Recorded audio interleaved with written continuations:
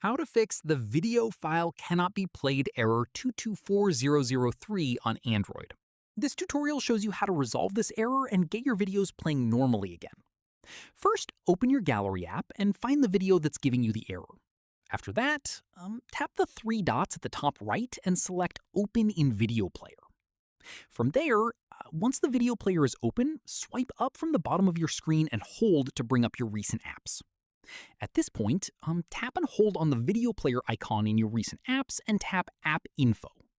In the next step, tap Force Stop and then tap OK to confirm. Following this, tap on Storage and go ahead and tap Clear Cache. Once done, go back to App Info and tap on Battery. From here, make sure battery optimization is set to unrestricted.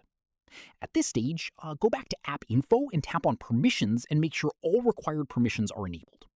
Finally, press and hold the power button until the power menu appears, tap Restart, and once your device boots back up, open the video again and it should play without any issues. I hope this guide helped you fix the 224003 error on your Android. If it did, give it a like, subscribe for more Android tutorials, and tap the bell so you never miss an upload. See you in the next one.